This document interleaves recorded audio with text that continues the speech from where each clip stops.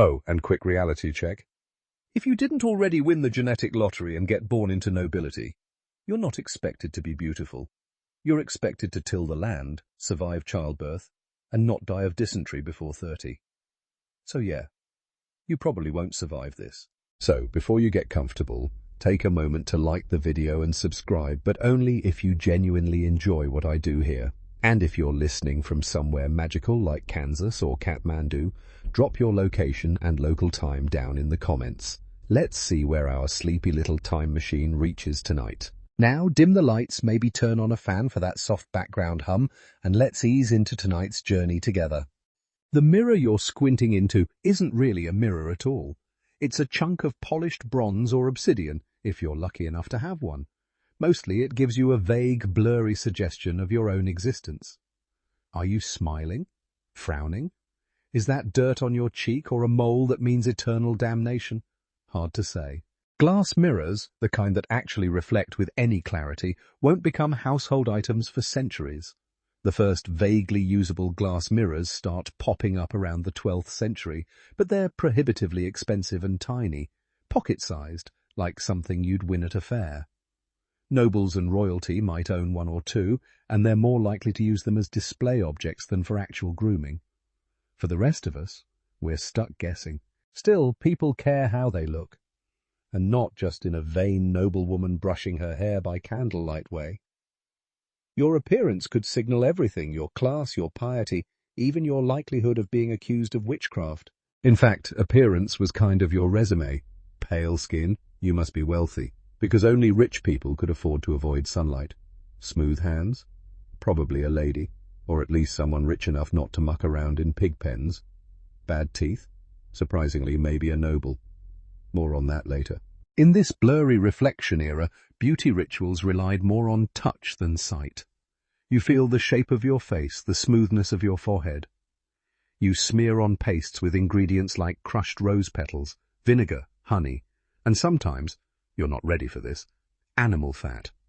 Yes, medieval face cream often involved rendered goose or pig fat mixed with a dash of herbs to hide the smell. Spoiler, it didn't work. Cosmetic recipes floated around in manuscript form. Some were written by monks because they also dealt in medicine. Others were passed down orally from mother to daughter.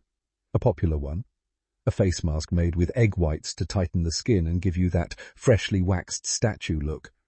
Another, mixing burnt almonds and soot into a black paste for eyeliner. Cleopatra's smoky eye gets all the hype, but medieval people? They tried. Not everything was DIY. You might have a servant help with grooming, if you had servants. And some women, especially in later medieval courts, hired beauty attendants. Their job? Pluck your hairline back until your forehead looked like it could host a medieval TED Talk. They'd also tweeze your eyebrows, help you powder your skin with toxic white lead, and occasionally slap you lightly to bring color to your cheeks. No blush needed, just a well-placed panic response. And here's a fun tidbit. Some beauty guides advise gently tapping your skin with rose thorns to stimulate blood flow. You're not bleeding, you're just glowing, okay? Meanwhile, men weren't off the hook. Knights and noblemen wore scented oils, trimmed their beards into fashionable points, and fretted over bald spots. A balding crown could be fatal to your courtly image. Remedies included rubbing herbs into your scalp, or, for the very brave, applying a paste made from pigeon droppings. Historians still argue whether this actually worked or just made you smell like a rooftop. Then there's the social pressure. Courtly love literature created an ideal woman who was both angelic and physically flawless, ivory skin, golden hair, and a neck long like a swan. You, standing there with your sunburnt nose and mud-crusted boots, feel less than inspired. But it doesn't stop you from trying. Art didn't help either. You'd see idealized women painted on altarpieces and illuminated manuscripts. They all looked eerily the same. Round faces, tiny chins, expressionless mouths, eyes too wide apart. These weren't portraits. They were aspirational templates, like the medieval version of a celebrity Instagram feed, but with more halos. And if you were religious, and most people were, there was a whole other layer of anxiety. Beautifying yourself too much was considered vanity, a sin. But not looking presentable could be disrespectful to God. It was a tightrope walk between saintly and sinful, often judged by people who didn't even have good lighting. Here's something else. People genuinely believed that outer beauty reflected inner virtue. A woman with symmetrical features must be pure. A man with a strong jawline surely had courage. But if your nose was crooked or your ears stuck out, best keep quiet in church and hope the priest didn't call you out for harboring demonic traits. So you go on, peering into your bronze mirror, trying to decide if your eyebrows need plucking or if that spot on your cheek is going to doom you to a life of poor marriage prospects. You touch your skin again. Maybe egg whites tonight. Maybe a dash of goose grease. Maybe nothing at all, because tomorrow you've got to milk the goats at sunrise, and no one's going to notice anyway. And still you try. You sit in a high-backed wooden chair, fingers lightly dusted with flour, though it's not for baking. No, tonight you're mixing a special blend of crushed pearls, powdered chalk, and a bit of vinegar. You dip 2 fingers into the paste and begin smoothing it across your face. It stings a little, but you ignore it, because if you want to look like you've never worked a day in your life, this is the price. Pale skin in medieval times is the ultimate flex. To be fair, you don't have sunscreen, you don't have shade structures, you definitely don't have SPF 50 moisturizer with a subtle shimmer. What you do have is class anxiety and the fear of being mistaken for a peasant. So the paler your skin, the more likely people are to believe you're noble. Or at least nobility adjacent. You're not trying to look sick, you're trying to look rich. There's a difference, kind of. You can spot noble women by their complexion from a mile away, or at least that's the goal. The ideal skin tone hovers somewhere between fresh parchment and uncooked dough. Think Moonlight on a Cold Winter's Night, or Ghost in a Jane Austen fanfic. Tans are for field workers and fisherfolk. A suntan screams, "I labour under the sun," which basically translates to "I have no dowry." And so begins the great whitening campaign of your lifetime. First comes the foundation. Lead-based powders that were popular despite the occasional rash, vomiting, and, slow organ failure. But at least you'll be pale when you go. It's estimated that these concoctions contained everything from white lead to vinegar, arsenic, and even mercury. You dab a little extra near your jawline, blending like your life depends on it. Because it kind of does. Historians still argue whether women knew how toxic these products were. Some say yes, they'd seen friends develop mysterious illnesses and fall apart, literally and figuratively. Others say no, people trusted recipes passed down through generations, assuming natural ingredients equaled safety. After all, if a monk wrote it down in Latin, how bad could it be? To be fair, not all medieval whitening rituals involved poison. If you were more of a home remedy type, you might try raw egg masks or oatmeal scrubs. You might smear on honey, milk, or mashed strawberries. Or, and you really have to brace yourself for this one, you could rub freshly killed veal on your face. That's not just some weird protein booster. That's a real recipe from a 14th century beauty book. Apparently, the warm blood of youth was supposed to transfer directly to your cheeks, which is sweet, in a disturbingly literal kind of way. Men, too, weren't entirely free from the pale skin obsession. A well-born man with sun-darkened skin might be suspected of mingling with the help, or worse, going outdoors. That just wouldn't do.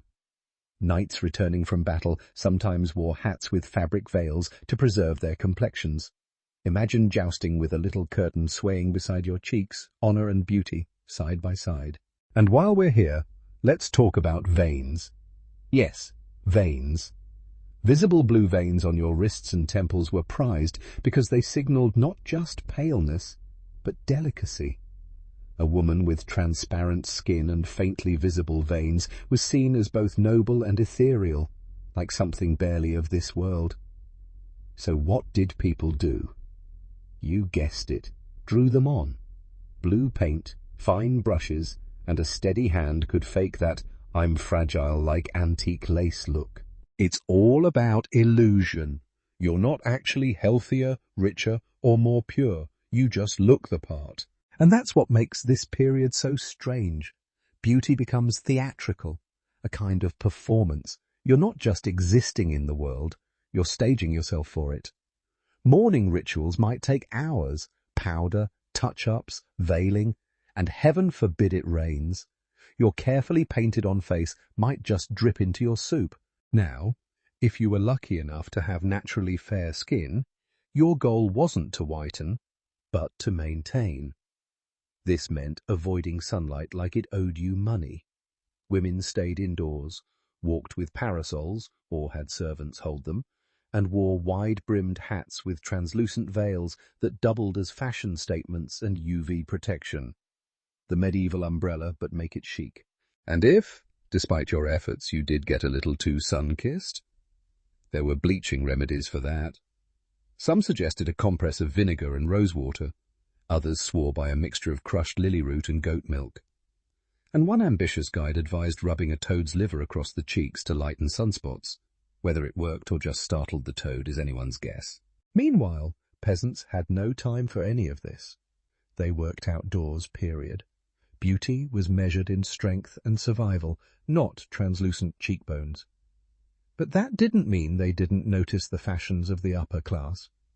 In fact, many tried to mimic them in small ways, powdering their faces with flour on feast days, or borrowing a veil from a friend to look more ladylike during church. One curious tidbit? Some women who worked in herb gardens would secretly dab pale dust from dried blossoms onto their cheeks before Mass. Just a hint of glamour amid the grime. Still, the pale obsession had its limits. Too pale, and you risked looking like a corpse. Nobility walked a fine line between heavenly maiden and banshee who haunts the cellar. So rouge, yes, even in medieval times, made its appearance. Cheeks were pinched, lips were bitten, and some brave souls applied plant-based stains to the cheeks to add back just enough life to not terrify dinner guests. You pause for a moment in the mirror, or what passes for one, and study your work. Your face is pale, your jaw slightly flushed, your neck is tucked beneath a soft linen wimple that hides any accidental freckles. You look refined, possibly holy, definitely wealth-adjacent. Then the candle flickers, your illusion shifts. Beneath the powder, you see a scratch on your cheek from earlier where you tripped over the cat and fell into a basket of turnips. Ah, yes. The real you. Still, for a few hours you'll pass, and sometimes that's all that matters. Your fingertips trace the edge of your brow bone, hesitating just slightly before making contact. This is the part you dread, not because it's painful, although yes, it absolutely is, but because it's permanent, or at least until it grows back. You take a deep breath, pluck one hair, then another, and another. Tonight, you're going for the full medieval forehead, wide, bald, and oddly majestic. Welcome to the high-stakes world of medieval hair fashion, where eyebrows are optional and your hairline is a work in progress. You see, a high forehead was everything. If you had one naturally, congratulations, you were halfway to gorgeous. If not, well, there were tweezers, and razors, and wax, and occasionally even lime or other harsh substances used to burn the hair away, which sounds only slightly less horrifying than it actually was. Why such forehead fervour? Historians still argue whether it was rooted in classical ideals of intelligence or just a bizarre moment of style that took off in late medieval court circles. Either way, everyone agreed. The higher your brow, the better your mind, or at least the more fashionable your skull. Eyebrows, on the other hand, were a nuisance. Thin was in. Ideally, they were barely there, just enough to suggest emotion without crowding your carefully expanded forehead. Some noble women shaved them off entirely. Others plucked them down to ghost-thin arches, sometimes drawing them back in with soot or crushed berries. You take another pluck, another wince. Beauty is pain, and weirdly specific hair removal. Now, let's talk about the hair on your head, the kind that flows, ideally, like silk and smells faintly of lavender or rosemary. If you were unmarried, long loose hair was considered not only beautiful but virtuous. It was a sign of purity, of untouched innocence. Brides wore their hair down under wreaths of flowers.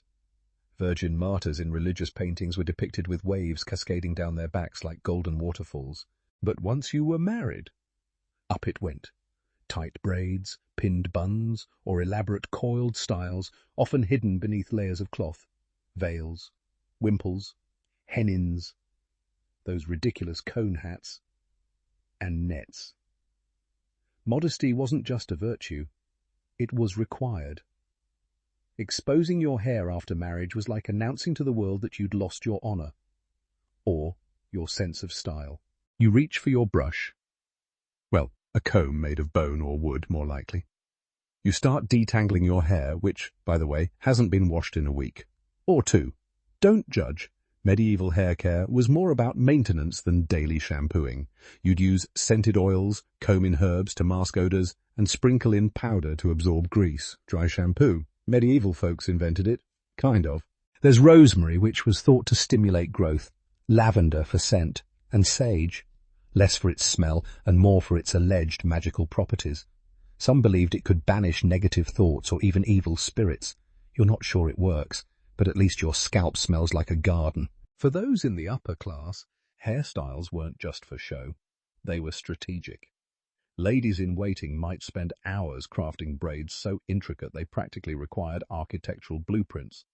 Hair was wrapped, looped, and even stuffed with padding to create volume. Hiding it beneath a veil, that was just step one. You had to know what was under the veil to truly appreciate the artistry. Fun fringe detail. There was a short-lived trend in certain courts for dyeing hair bright colours. Not with anything fancy, just herbs and minerals. Red was especially prized, believed to be exotic and a little dangerous. Some even tried lightening their hair with a mixture of alum and ash. The results were unpredictable. Men had their own set of follicular fashion rules. A well-groomed nobleman might wear his hair shoulder-length, curled or waved at the ends. In some periods, they favoured bowl cuts. Yes, that bowl cut. But with flair. Think little curls at the edges, like your hair is trying to be fabulous despite the geometry. Beards. It depended on the century. In early medieval times, rugged facial hair was in, something about appearing virile and strong. But by the 14th century, the clean-shaven look made a comeback in many courts, especially in France and England. A smooth face was refined, sophisticated, and not incidentally easier to kiss in courtly poetry. Of course, shaving wasn't easy. Razors were rudimentary, and there were no aftershaves, unless you count rubbing wine-soaked linen on your cheeks and hoping for the best. Nick yourself too often, and you'd be mistaken for having the pox. Not a good look. Still, hair, or the careful presentation of it, remained a deeply gendered performance. Women's hair was their crowning glory, literally. Entire poems were written about the way a woman's braid fell down her back. Men's hair, meanwhile, carried connotations of nobility, military rank, even spirituality. Monks famously shaved their heads in a pattern called a tonsure, a circular bald patch that made them look perpetually mid-prank. But it wasn't about looks. It was about humility. Or possibly just humiliation, depending on how you felt about medieval barbers. And yes, there were barbers. They cut hair, sure, but they also pulled teeth, drained blood, and performed basic surgeries. Because apparently in the Middle Ages, if someone's holding a blade near your head, they may as well do everything. You step cautiously into their shop, a cramped room that smells like old herbs and singed hair.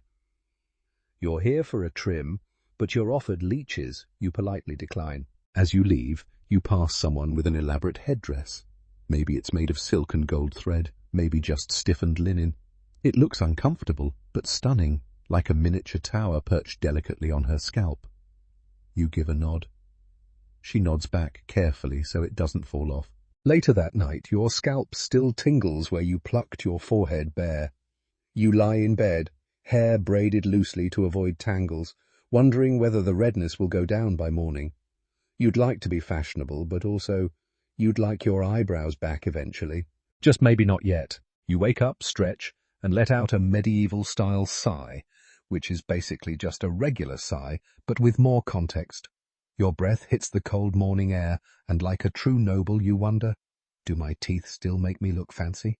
Then you remember, they're kind of supposed to be brownish. Yes, friend. Welcome to the baffling and breath-challenging world of medieval dental beauty, where gleaming white smiles were not just uncommon, they were low-key suspicious. Rotten teeth in certain circles could actually suggest wealth. Because guess who had access to imported sugar, candied fruit, and all the fancy wine in the land? Not the peasants gnawing on boiled barley and pickled root vegetables. That little toothache you're ignoring? It might as well be a badge of honor. Historians still argue whether this so-called bad teeth equals high status idea was a widespread cultural standard or more of a side effect of noble diets and extreme dental neglect. But one thing's for sure, dental hygiene was, shall we say, underdeveloped. Toothbrushes? Not yet. Toothpaste? Only if you count crushed mint and charcoal mixed into a paste of ash and spit. Your morning routine involves sticking a cloth-wrapped finger into this gritty mixture and rubbing your teeth with the enthusiasm of someone scrubbing a particularly stubborn dish. And breath? Oh, sweet mercy. Breath was a whole situation. Without modern mouthwash or mints, medieval folks got creative. Chewing on parsley or cloves helped a little. Some people gnawed aromatic bark, like cinnamon or licorice root. But there's only so much you can do when you've had medieval fish stew for breakfast and wine that tastes like it was filtered through a barn. So, yes, rotten teeth weren't ideal, but they weren't always a disqualifier for beauty either. They were part of the visual language of class, a mouthful of perfect white peasant teeth. That just meant you were eating onions and black bread, not exotic imported figs soaked in syrup. Still, people did want to preserve their teeth, at least in theory. Tooth powders and scrapers existed, often made of bone or metal. Some wealthy individuals even owned early forms of dental picks, usually carved from ivory or silver. And monks, always scribbling recipes, sometimes included dental advice in their herbal compendiums. One recommended brushing with sage and crushed oyster shells. Another suggested rinsing with vinegar steeped in rosemary and thyme, which honestly wouldn't be the worst cocktail. Of course, none of this prevented cavities or gum disease, so you'd often see nobles with missing teeth, blackened molars, or infected gums. But a charming smile wasn't about oral hygiene. It was about confidence, flirtation, and saying something poetic while half hiding your mouth behind your sleeve. You try it now, flash a courtly half-smile while sipping from a pewter goblet. There, dashing. In portraits and art from the time, you rarely see anyone smiling with teeth, partly because they didn't want to be immortalized mid-grimace, but also because wide, toothy smiles were considered uncouth, even animalistic. The demure smile, lips barely parted, was the standard, modest, mysterious, tooth-concealing. Like you're always just finishing a clever joke but keeping the punchline to yourself. Now imagine you're at a feast. The table groans with roast meat, dates and custards. The noble beside you leans in and flashes a gold tooth. Yes, gold, dental bling, medieval style. Gold fillings and decorative tooth caps weren't common, but they did exist, especially in Islamic regions, and later spread into Europe. Sometimes they were used to protect cracked teeth. Other times, pure flex, literal gold smile energy. You reach for a bit of candied quince and feel something crunchy that definitely shouldn't be there. Is it a seed, a bit of bark, a tooth shard? You decide not to investigate. Better to carry on as if nothing has happened. Now, about lipstick, yes, it existed, but not in the sleek tubes we know. You're talking crushed berries, red ochre, or even powdered beetle shells, sometimes applied directly to the lips, sometimes mixed with animal fat and smeared with a fingertip. Lips weren't always meant to stand out, but in certain courts, red lips signaled health and vigor. A subtle flush of color could say, "I'm lively," while also whispering, "I read poetry and only faint on purpose." But there's a catch. Too much emphasis on the mouth, especially for women, could be seen as wanton. There's a fine line between flirtation and full-on harlot, and it's measured in millimeters of lip color. Better to stay somewhere in between, enough to get noticed, not enough to get accused. The mouth was also loaded with symbolic meaning. In religious art, saints often had small, closed mouths, symbols of piety and restraint. Meanwhile, devils and sinners had wide, open mouths, gaping and howling in eternal torment. So smiling too much? Yeah, could be misinterpreted. And yet, there's something so intimate about the mouth. Even in medieval literature, it's used as a soft-focus lens for beauty.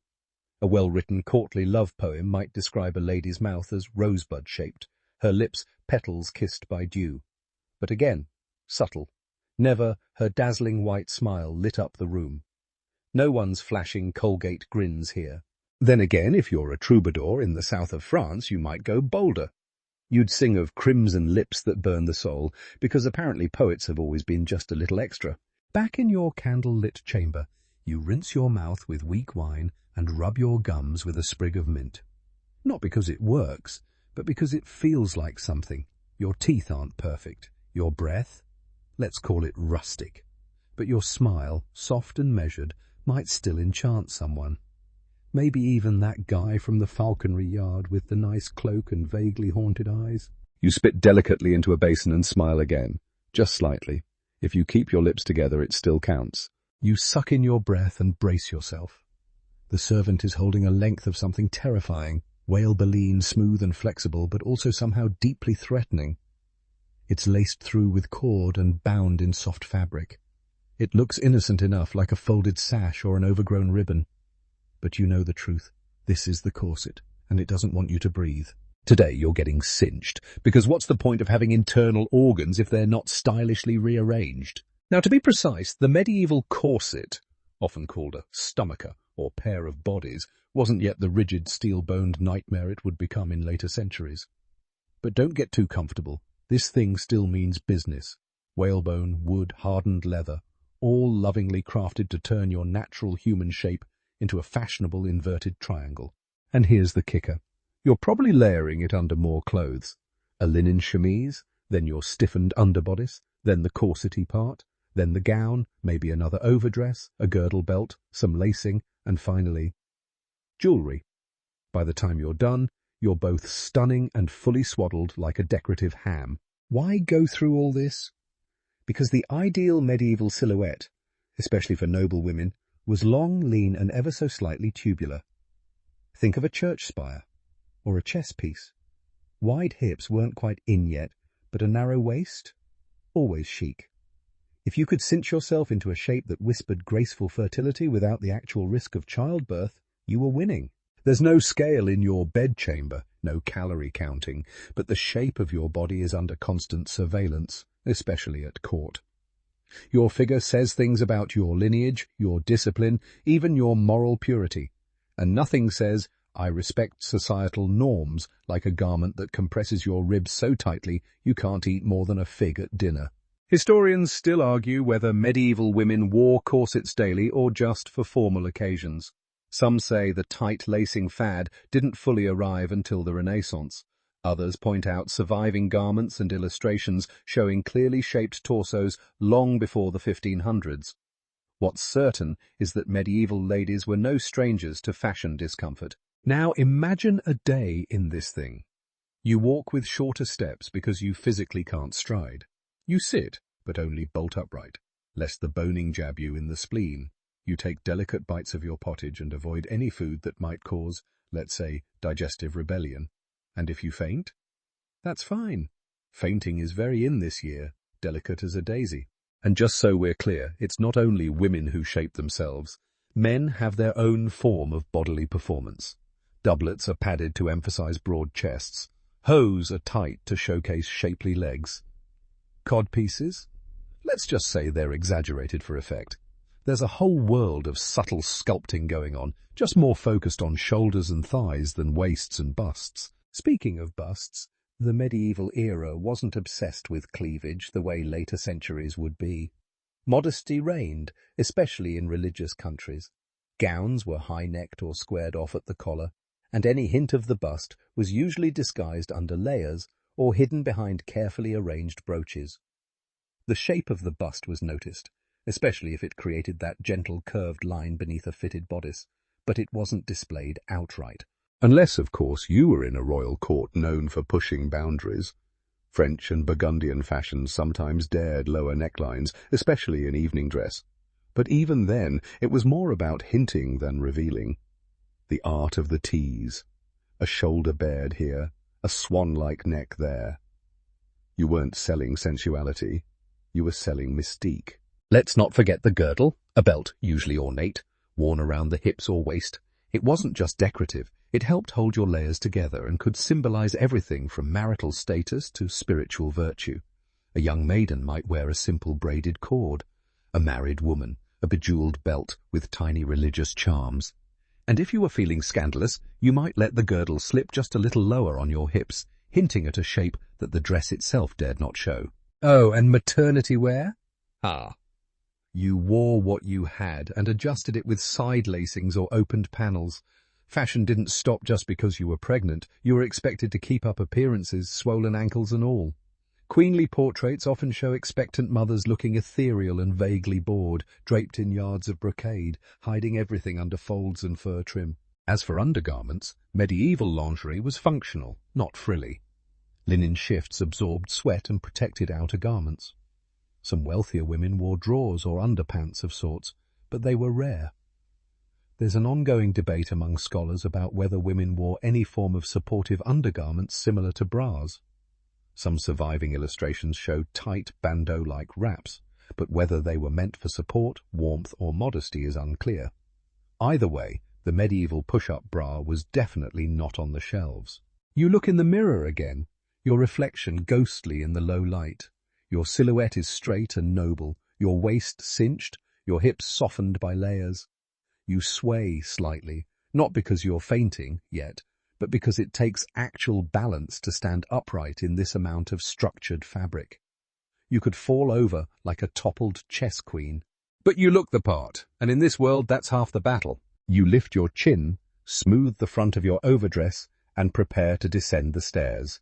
Slowly, of course, because tripping in a corset is a guaranteed faceplant.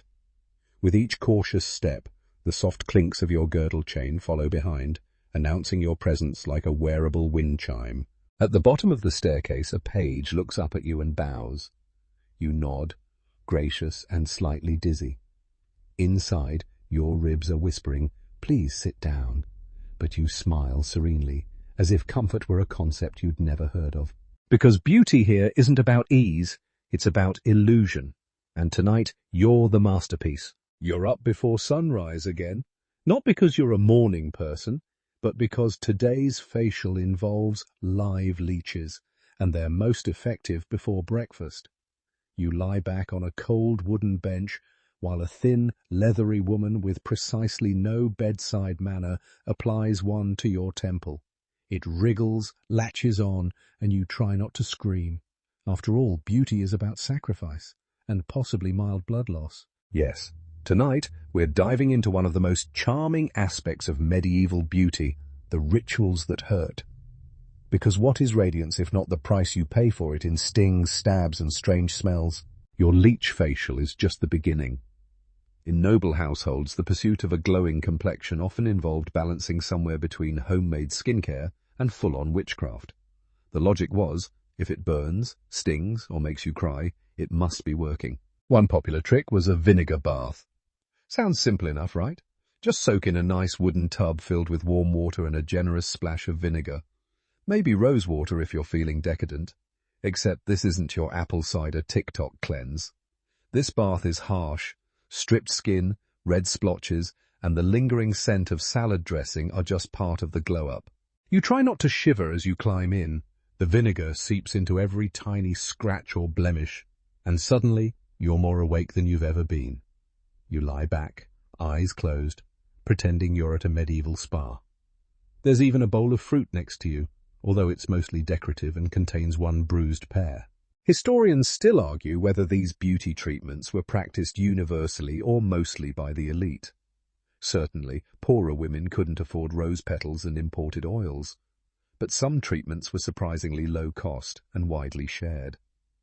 Parchment scraps and herbal recipes moved between households like medieval Pinterest boards.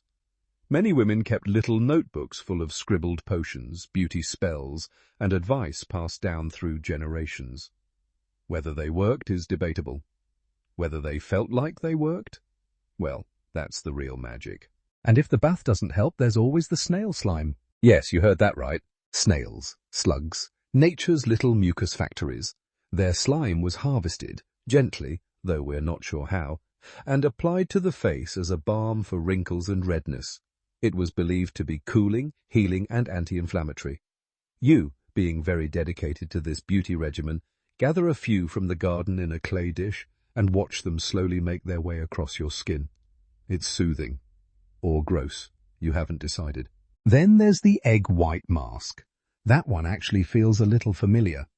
You crack an egg, separate the whites, whip them with a bit of lemon juice or crushed mint, and spread the mixture across your face.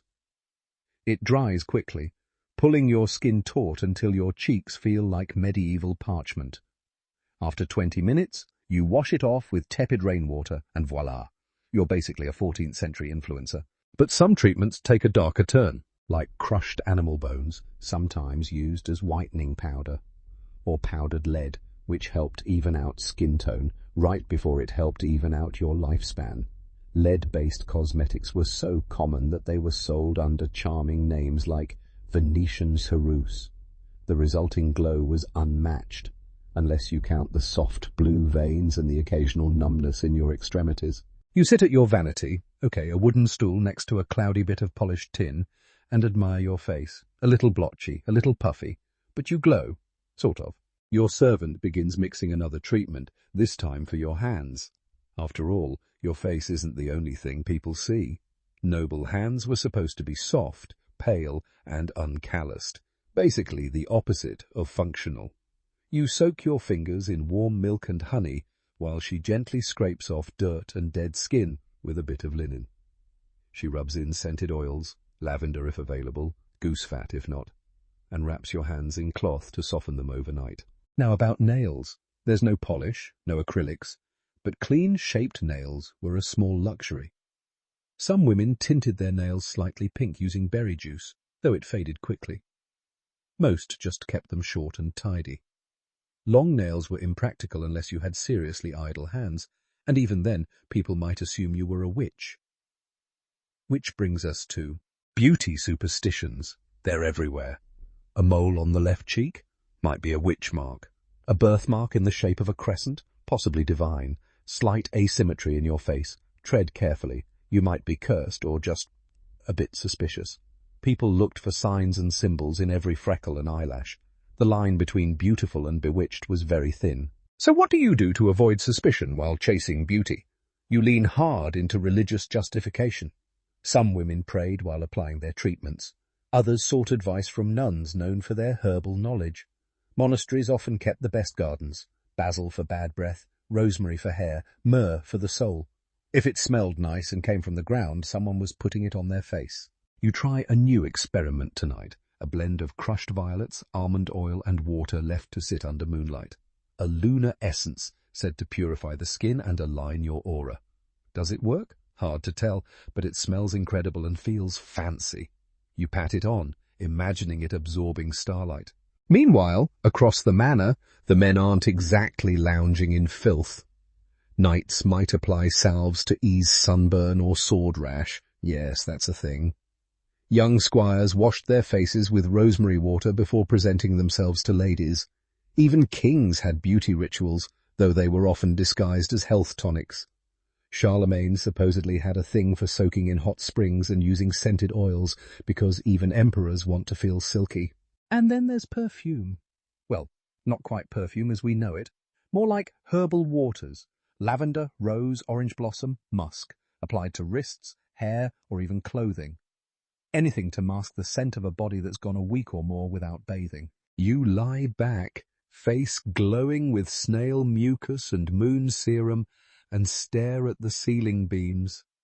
A single spider dangles lazily in the corner. You're clean. You're glowing. You've bled a little. And yes, you may be slowly poisoning yourself, but you look fantastic doing it. Beauty, medieval style. 10% herbal wisdom, 90% try this and see what happens. You shuffle into the main hall, careful not to trip on your hem or dislodge your towering headpiece. Again, you've barely had time to adjust your veil when a handmaiden whispers behind her fingers, "The Lady of Harcourt had her eyebrows re-inked this morning." You nod solemnly. Good for her. Eyebrow tattoos are so last spring. But the whispers don't stop. They're not just about eyebrows. They're about everything. Welcome to the world of medieval beauty gossip. A high-stakes social game where a crooked hemline or a bit of sunburn might spark an entire week's worth of rumours. You think high school was intense? Try a 14th century royal court. Here, beauty isn't just personal, it's political. Every detail of your appearance tells a story, and everyone around you is fluent in the language. A slightly too red lip? Bold. A skirt just a handbreadth too short? Scandalous. A cheekbone gleaming too brightly in the torchlight? Mysteriously suspect. Historians still argue whether medieval women were held to higher beauty standards than modern ones, or just different ones. But one thing is clear. Noble courts were pressure cookers of judgment and silent critique. Fashion wasn't just for flair, it was armour. And you? You're in the middle of the battlefield. The Lady of Marne just walked by with a braid so glossy it reflects the firelight. Is it natural? Probably not. Word is she rinses her hair in white wine and brushes it with boar bristles every morning while reciting psalms. You can't prove it, but you suspect she also uses imported almond oil. That explains the smell and the price tag. And then there's the Dowager Countess, whose face is so perfectly powdered she could pass for an alabaster statue. You once heard she rubs her cheeks with crushed lily petals and drinks water infused with gold leaf, which is either decadently genius or slowly poisoning her. Possibly both. Everyone here has a thing, a beauty trademark. Maybe it's a daring new head covering. Maybe it's the way they draw their eyebrows slightly higher each season. Maybe it's the pale green eyeshadow made from crushed malachite that's rumoured to bring luck in courtly love. Whatever it is, you better notice or risk being labelled provincial. You slip onto a bench and casually fan yourself with your hand. Not because you're hot, because you're trying to draw attention to your fingers, specifically the carefully dyed tips. They're stained with elderberry juice today. It took 2 hours, 3 handmaidens, and a near spill involving the dog, but it was worth it. Your fingertips look positively regal. Of course, you can't let anyone know you tried. That's the paradox of medieval court beauty. You must appear effortlessly exquisite, as though you woke up bathed in holy light and didn't just spend the entire morning getting your wimples starched. Trying too hard is the kiss of death. Looking like you didn't try at all. Instant social elevation. The men aren't exempt, by the way. You catch Sir Roland across the room adjusting his jerkin, clearly showing off the new silver embroidery at his collar. Subtle. He's also dyed his beard a deeper brown, probably with walnut shells. It's working, because Lady Aldith hasn't stopped blinking at him for the last 7 minutes. Courtly flirting is mostly glances and blinking, occasionally a lute. Oh, and let's not forget the travelling court musicians. Their eyeliner game? Strong. Yes, men in certain regions darkened their lash lines with soot or coal to look more intense and romantic. Some even powdered their faces for performances. The more otherworldly you looked, the more poetic your vibe. A few seats down, a priest coughs politely, obviously disapproving of the overall vanity parade. Vanitas vanitatum, he mutters. Vanity of vanities. You nod solemnly, but only because you're trying to stretch your neck at an angle that shows off your jawline. If the priest asks, you're meditating. Meanwhile, a quiet scandal brews. Word has it that Lady Isabel, yes, that Isabel, has been rubbing her cheeks with crushed coral and may even be using foreign perfumes, you know, from the East. There's debate. Some say the scent is divine. Others say it smells like spice market treason. But all this chatter isn't just idle gossip, it's part of the game. These unspoken beauty competitions serve as power plays, especially for women whose political options are limited. Looking the part is often the only leverage they have in a world where marriage alliances can hinge on a well-turned ankle or a properly folded veil. You glance down, yours is just slightly askew. Panic. You adjust it casually, as if you always meant to shift it exactly 3 fingers to the left. Nailed it. And then comes the parade. This evening's feast is hosted by the Duke himself, and the noble families file in slowly, their clothes rustling like parchment scrolls, their faces unreadable masks of powdered serenity. You fall in line behind Lady Adeline, who smells faintly of cloves and definitely has at least 1 fake mole drawn on her chin. A beauty spot, placed just so. The placement is strategic. Near the mouth means flirtation. Near the eye means mystery. Near the temple means intellect. You're wearing one too, though yours keeps sliding due to the humidity. You reaffix it discreetly with a dab of beeswax. Crisis averted. You step into the hall and everything's awash in golden candlelight. For a moment the competition fades. The gleam of silver